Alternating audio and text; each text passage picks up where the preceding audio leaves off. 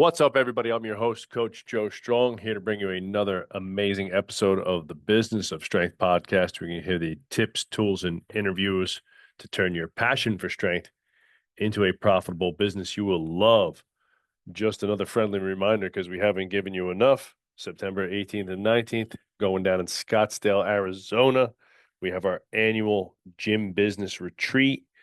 We have Gym of the Year nominations. We're doing Intern to All-Stars. We're giving you the entire playbook on how to hire, develop, scale, pay, encourage, motivate, and get the most out of your employees every day. If you want to grow, if you're thinking about hiring, you're opening your first gym, you're thinking about expanding to multiple locations, you want to really scale and blow what you have out of the park and open up a dozen shops like some of our good friends have done.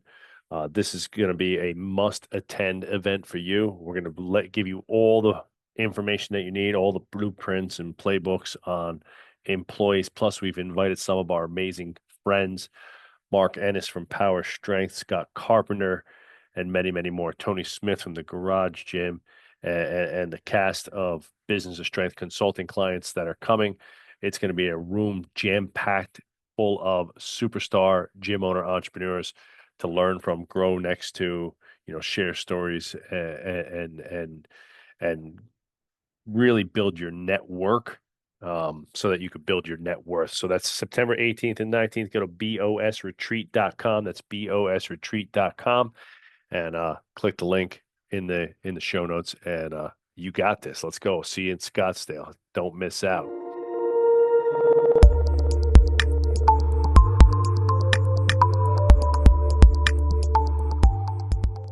All right, so last week we had Sahil Bloom here. Sahil came by. He met with Adam and connected with Adam, so Adam was able to get him to come here and do a little in service for our community. We had a lot of people show up. We had over 60 people get here for that event, and it was amazing. Sahil's book, the Five Types of Wealth, was really, really impactful. And I've heard many versions of a similar, type of ideology, but Sahil did a really amazing job of putting it all together in a really awesome way, making it very usable, very tactical, very tangible, giving lots of tips and tools along the way to really lay it out for you. The audiobook comes with an awesome PDF and like workbook. So I think it's really, really valuable if you haven't done it. And he talks about the five types of wealth and financial wealth, social wealth, health wealth, mental health and clarity, wealth and purpose, right? And all those things that really just make you um you know wealthy. It's not just finances, right? If the only thing you care about is finance and money, right, sometimes those other things die. But the one thing that really stood out to me, and where I'm going to tie this into like a tactical podcast for you guys, and I highly recommend that you read Sahil's book, Five Types of Wealth, is personal productivity and time management. Everything comes down to time.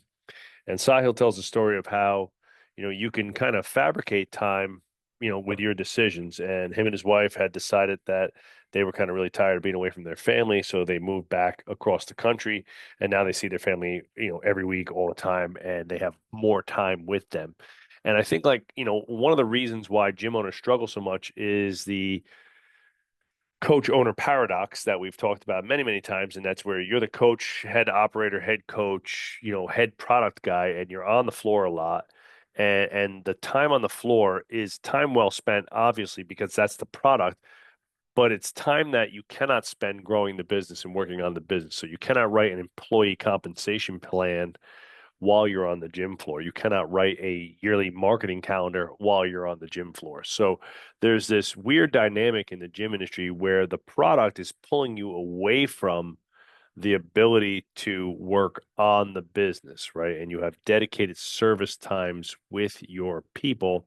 And for most of us that started off in this industry as the coach owner, you're training, 40, 50 sessions a week at some point, and that makes it very, very difficult to grow. And time management becomes really, really important. And Sahil talked a lot about time management and time blocking and the utilization of time, both in the in service he did for our team and in the book. So I'm going to give you my like in a nutshell version of this, and I'll give you a couple tactics that I think will be really helpful, and tactics that we use with our clients, our consulting clients with the business of strength. So the first thing when we're talking about personal productivity and the usage of time is kind of knowing where your starting point is.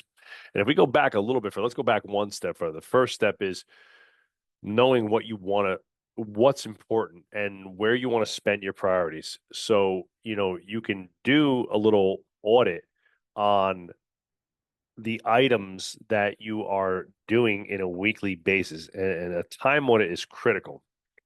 So I urge you to take like a week that you just a regular week, write down everything that you do, all the things that you spend your time on at work, play, kids, the distractions, things like that, whatever it is, and try to really focus on writing everything down that affects your day each and every day for a week. And then when you take a look at that, you'll probably be pretty shocked. It's kind of like when we have our clients fill out a food log and they're like, oh, I do eat like shit. And a lot of times we'll have a gym owner fill out a time owner and like, man, I got a lot of scattered focus. I'm all over the place. And it's like, well, it's obvious once you write it all down on a piece of paper and there's not one single block of time that's more than like an hour or so where you're actually doing focused work. It's training, write some emails, training, shoot a social media post, training, talk to a client, go to a meeting, right? Blah, blah, blah, right? So time audit's number one. Start with the time audit. From the time audit, you'll see where you're spending your time. And then you got to see like, all right, how much time do I spend on the key stuff? How much time do I spend on, lower, important items?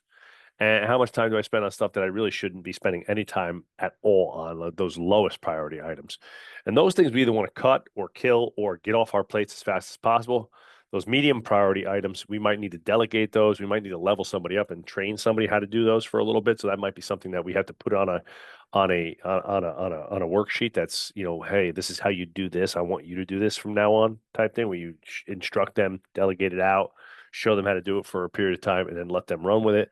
And then the highest priority stuff, if you're the gym owner, obviously marketing, sales, and employee development is really the key stuff that is, the vision of moving the business forward. You have to, master the economics. You have to, get those employees firing on all cylinders, and you got to market and sell every day. And if you did those things every day as a gym owner, you'd be pretty successful. Again, we get stuck in a lot of the minutia.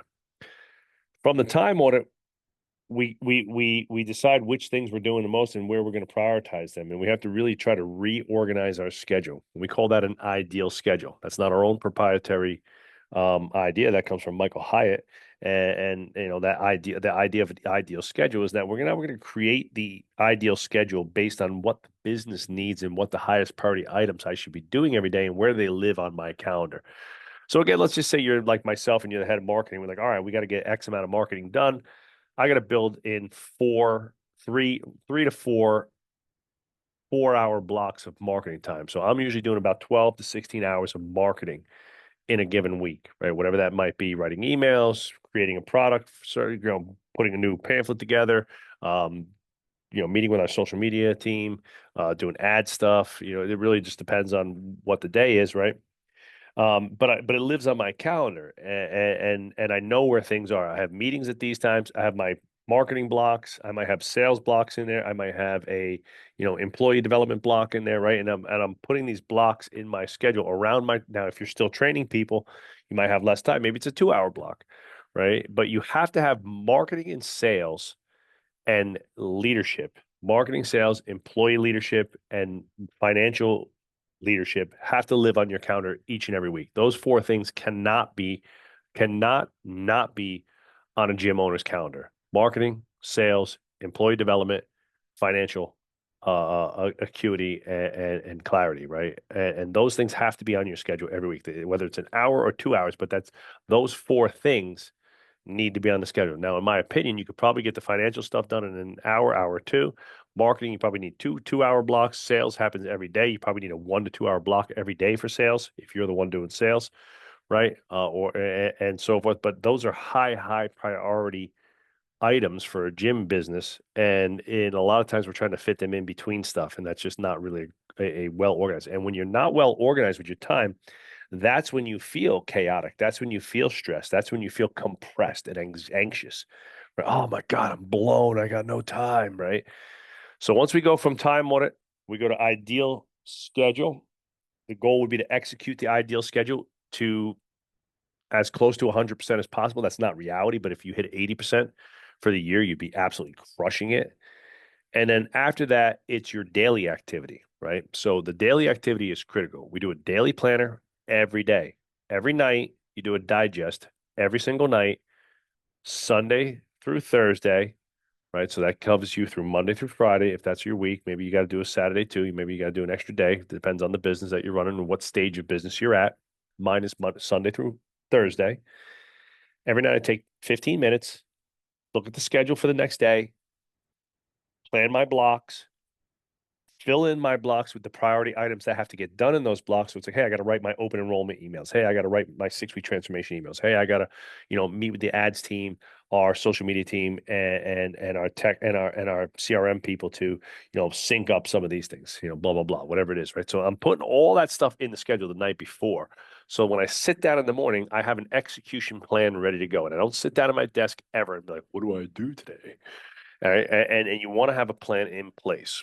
And so again, it's time audit, ideal schedule, daily activity, right? Execute the daily activity, digest every night. What are the priority items I need to execute on? And then Friday, we do a brain dump slash cleanup day. And I personally almost always do that on Friday, unless I'm doing something, unless I'm offsite on Friday, then I'll do it on Thursday. And that's like 90 minutes, little free writing about what captured my attention. What am I doing? What's happening in what's stressing me out? What's good? What's a win? What's a loss? Things like that. I literally clean my office up and straighten up for the weekend before I leave.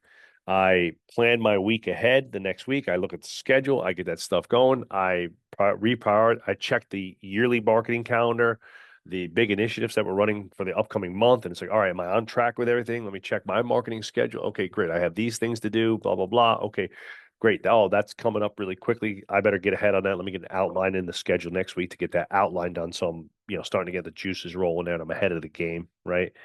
And that process, as simple as it sounds, is probably the one thing that we barely ever see with a gym owner who comes in to the business of strength for the first time. They're very disorganized almost always, and they are fitting the key items of their business, those 4 key items in their business, right? Marketing, sales, employee development, and financial leadership around a lot of other non-essential things.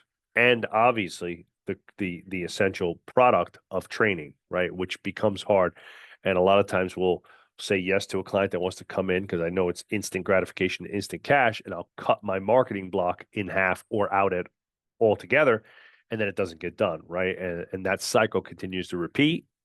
The coach owner paradox says that the better you are as a coach, the busier you will get, the harder it will be to grow the business, right? It's this juxtaposition, right? The better you get, the busier you're going to get as a coach, the harder it's going to be to improve the business itself and grow the business itself because you will not have the time to spend on creating and implementing and leading those systems. So we go from time audit to ideal schedule to, daily digest to weekly brain dump, okay, to our overall global plan, which is basically for me is a giant, yearly calendar in my house, in my office, in my planner book that I take with me everywhere, right? I keep my calendar on me at all times. Some people like to live on their Google. It really depends. I'm more of a visual guy. I like a nice big calendar with colors and stuff like that. I've color code my family stuff blue. I color code the gym stuff red, whatever it might be, right? And that way I have a visual of what's coming up and I could see the year out in front of me when we have lots of big initiatives. The busier you get, you're not going to get more time. You have to create more time by utilizing the time you have more efficiently. And that's something we could all get better at. I do really well sometimes, a lot of the times, but sometimes just like everybody, I will fall off my process a little bit, and all of a sudden I'm stressed, I'm anxious, and I'm not getting work done the way I want to. And it's like, oh wait, I've fallen out of my routine. Let me get back on my routine. And usually when that happens, it's probably time for another time audit It's probably time to re-look at my ideal schedule. Am I doing the high priority items where they need to be? Maybe some things in the gym have moved around. Maybe you're launching a new gym, so construction and other things are pulling you in different directions. So you got to every 6 months or maybe even in every quarter, you got to look at your ideal schedule. You got to do a time audit and make sure that it's still valid for what you need to get done then and there, and then redo it. And that process never ends. And whether I have, the three gyms that we have now or we have 10 gyms, right? There's still these priority items that have to get done. So no matter how busy you are with your kids, your life, the gym, everything else, how you use time will tell the tale of how successful your business is. And that has been absolutely proven time and time again.